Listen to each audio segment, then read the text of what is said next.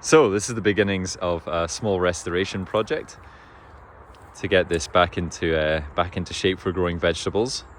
You can see the rough outline of the beds here.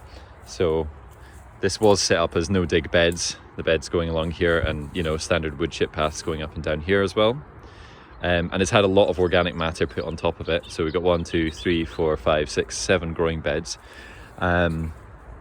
The organic matter, I wouldn't call it compost, that was put down was relatively poor quality municipal compost that was made here in Edinburgh.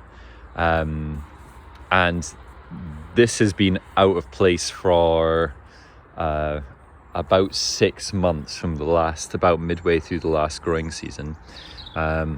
So in here, this bed here, there was a green cover crop mix put in, and that was mostly to provide a bit of habitat for pollinators, just because I was aware that even when doing no-dig beds, there's still quite a lot of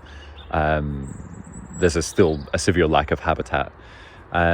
So yeah, this is a whole mix of species, some wildflower species. There was some Phycelia growing in here. There was lucerne, which you can see here. There you go, to try and improve a bit of soil structure, and a whole load of other wildflower species. But as you can see, this has been completely dominated by weeds. There's lots of creeping species, there's lots of rosebush willow herb. This is actually garlic coming up here. But the idea is to just completely reinstate this as neat Charles Downing, Richard Perkins-esque beds. So yeah, we were initially debating how best to do this, and I started by weeding, but it was incredibly destructive. So decided to just put down a mulch mat of a load of cardboard, and not necessarily actually start the beds again.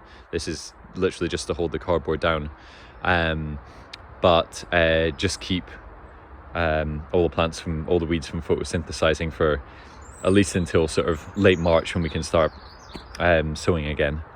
So we'll see how that gets on. This cardboard might break down a bit too fast for that, but until we've got a more permanent, better solution, I was considering putting plastic tarp over it, but I hate using plastic. So yeah, straw would be a good option if you had straw available.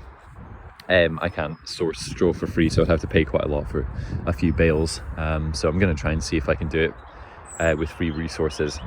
So yeah, but we'll be monitoring this and keeping everybody updated with this project.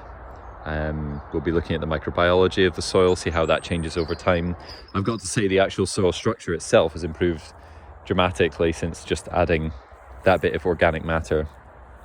And when we dig into it, or I can pull out a plant here, it's a nice kind of rich loam, which has changed dramatically since I started in the garden, and it's got a really nice humic smell to it as well. So yeah, but we'll see what happens, and keep everybody up to date.